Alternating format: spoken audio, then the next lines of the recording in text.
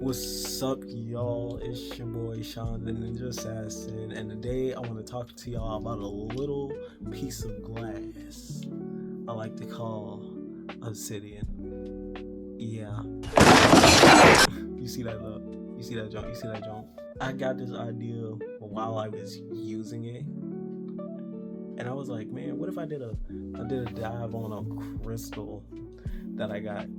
That'll be really cool. But yeah, besides that though, I'm gonna just be giving y'all a basic rundown as to what it is, where it comes from, how long have humans been using it, and like the history of it through different civilizations. And I'm gonna also give y'all basically a little side note, like my personal experience with using it as a spiritual person. I don't give a fuck. As you can see, this is how it looks. Very glossy, very much black. Yeah, but anyway, yeah, I'm very excited, and you know what, let's go. All right, y'all, before we get into the video, I want y'all to like, comment, and subscribe. Hit that notification bell if y'all want some more videos in your feed. And without further ado, let's get it poppin' with the Black Rocky. Yeah.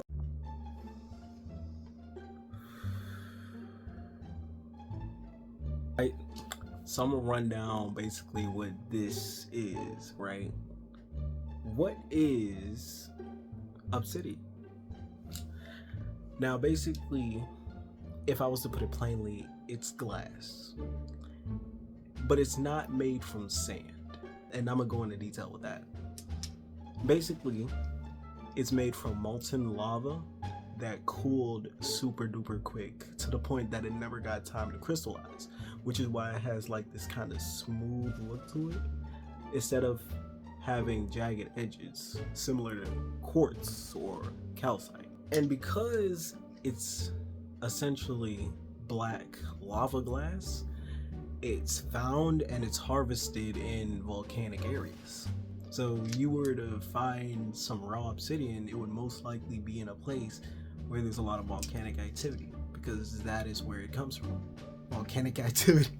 It's made of 70% silica with hints of iron and magnesium, which give it that black coloring. So its blackness comes from two different minerals that got trapped in it during its formation. Yes, science! It's been used by humans for thousands of years, whether it was due to its sharpness, its durability, or its actual mystical properties. During the Stone Age, it was used primarily for carving, as it is one of the sharpest materials on Earth. And I'ma die on that hill, because not even stainless steel can touch obsidian. I'm telling y'all right now, like, look it up, it's real. Cutting tools like knives, arrowheads, and spear tips were all made using obsidian. It was so sharp that it was considered one of the first minerals actually used by humans for weapons. So imagine that. Somebody found a very sharp material and said, if I fight somebody with this, will it cut them? Oh my god! Wow! That's a crazy question. But to think about that, it's just like, damn. We had to find out it was sharp somehow.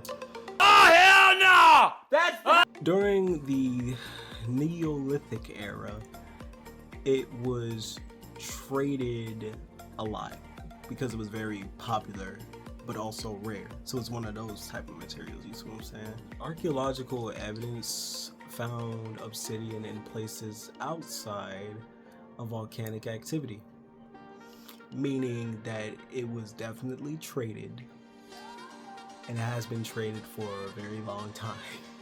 Definitely a popular trade item. Mesoamerican civilizations like the Mayans and the Aztecs Both used obsidian extensively and regarded it. It was used for ceremonial knives, mirrors, and even weapons of war. Haha, let me stop. Obsidian mirrors were considered mystical and were often used by priests. So definitely, when it came down to the spiritual properties, they were definitely on that. It's been used for a long time for that as well. It's associated with the Aztec god Tezcatlipoca, who was the god of sorcery, war, and the nighttime, or specifically the night sky. Makes sense how a rock as black as look at that. The light shining off it, ain't nothing going through it. A rock as black as this is associated with an Aztec god that is in charge of the nighttime. That makes a lot of sense. It was a stone that symbolized protection, reflection, and going into the unseen or the unknown realms of reality. Please don't do the most right now. If I hit you up, please don't go say. I think that's pretty cool how the ancients regarded it so much. It was actually pretty respectful. It was just like, Hey gang, I see you got that obsidian on you. I see what you doing, man. Yeah, you a priest. and then the priest would be like, yeah, I'm a priest. How did you know? Cause I see you got that obsidian. What you use it for? Well, I use it for the little things. Around the Middle East and ancient Mesopotamia, obsidian was essentially used for tools and jewelry. Basically, archaeologists found dead bodies in ancient burial grounds that had obsidian jewelry on them. So it was clear like they were used even over there, which also was proof of how widespread it was as far as trade. But other than that, it's literally that useful. Daggers and beads were among the many artifacts you would find these people buried with. This is suggesting that this little rock right here had plenty of spiritual and practical benefits. Now, venturing into the Western Hemisphere, the indigenous peoples of North America also used the stone. And they used it for, you guessed it, tools and jewelry. Say it again, Dexter. Tools and jewelry. Well, not just jewelry, but also ceremonial items. From an energetic standpoint, it was believed to ward off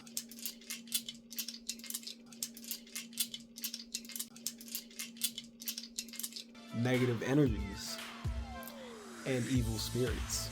And it also kept you grounded. So it will kind of center yourself and keep you focused, determined. Keep you in a straightforward mindset instead of having your mind wandering everywhere. So now that we look at the past, it was used not just practically, but also spiritually. You had it being used for cutting, killing if necessary, you feel me, like weapons. But then you also have it being a symbol of protection. You know what else protects you? A knife, if you're using it to protect yourself. A weapon, if you're using it to protect yourself. So I can see the kind of correlation that came from the meaning of it and also how it's directly being used. That's pretty cool. That actually, to me, is pretty cool. Nowadays, obsidian is still used for cutting stuff. Obsidian scalpels used in the medical field are to get a precise and accurate cut that stainless steel cannot do. That is how sharp obsidian is. It is so accurate and precise that the most top best surgeons I am a surgeon! will use this in spite of stainless steel. I want y'all to know that. Now, as far as modern spiritual practices, it gained popularity in the metaphysical communities. Well, not communities, more like circles. Essentially, for its grounding, protective, and self-reflection based properties. It's often used when people do shadow work, and that aids in uncovering subconscious blocks. So it's very useful when it comes to knowing or trying to get to know yourself better, looking inward, and also protecting you from outside. So it's not only a shield, but it's also a generator, if that makes sense. Like, it's the generator and the shield at the same time.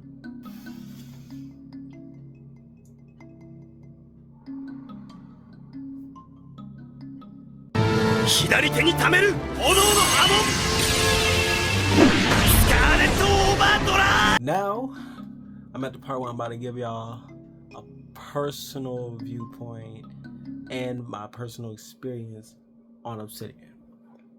Now, first I want to say that when I first got Obsidian, I didn't fully research its properties. So I got it mainly for aesthetic purposes because I just started on my spiritual journey, and it's like I didn't know much about crystals.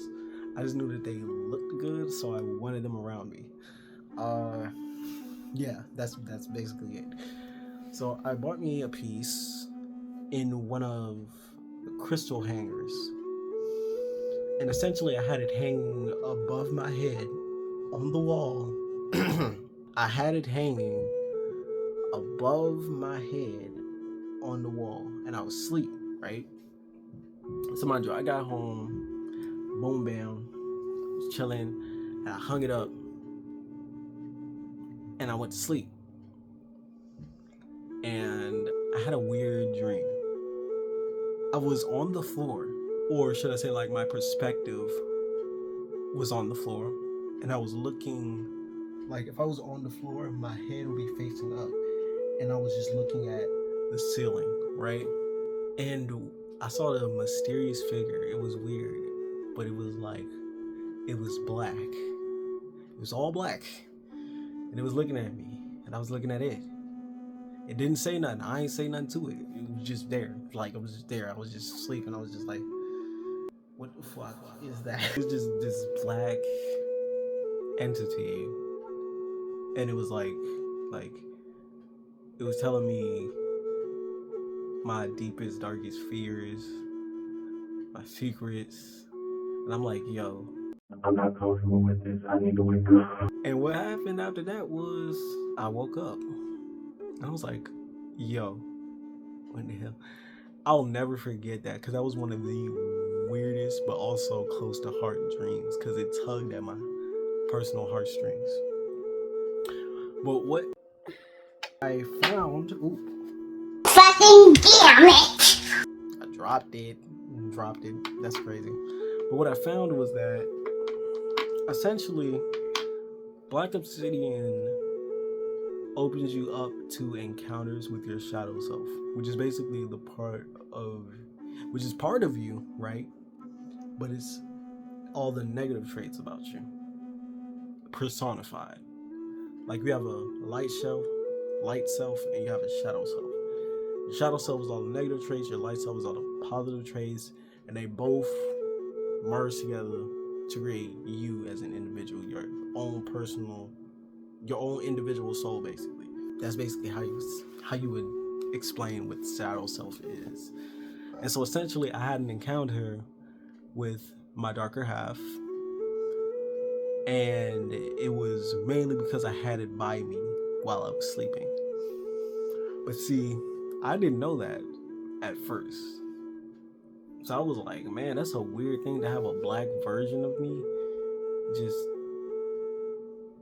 just appearing and just like looking at me. I legit will never forget that. That taught me to not jump into it and to do research on certain crystals before I get them. Or if I do get them before I research them immediately after I get them. I don't wait. Right? But yeah, that's my personal experience with Obsidian. I would recommend it to people who are interested in self-reflecting but are scared to kind of jump into it.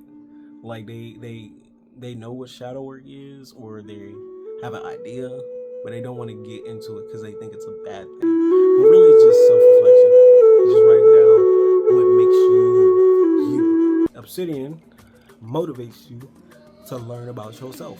As far as energy, I'll say Obsidian is very straightforward. Like she does not play. You will get whooped. You will get whooped by energy. I know it sounds crazy, but you will get whooped by the energy. Its grounding is so pure. It's just pure grounding energy, to the point that if you're hyper and you have it, it forces you to get into a state of calming down. But if you don't calm down while you're using Obsidian, your hyperness, once you crash, it's going to be worse. It's going to be just bad. So I'll just say, for the hyper people, it's definitely good for chilling them out. As far as protection from negative energy, I 100% agree with that. Never felt so indestructible, so bulletproof, right, from negative energy in my life. I never felt so bulletproof from other people's opinions about me, other people's negative opinions about me, the stink eye people give me, the evil eye, or whatever.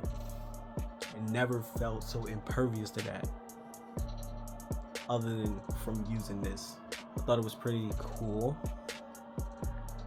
how when I experienced it, I was like, yo, this thing actually is real. And there are also like certain ways you can wear it. I think there was like a few videos I saw where they said if you wear it on your right, it's like it absorbs negative energy. And if you wear it on your left, it pushes it. I don't know how to say it. When you put it on your left hand after putting it on your right hand, it pushes out negative energy. So essentially, it makes sure that you're protected from it by absorbing it on one arm and pushing it out on another.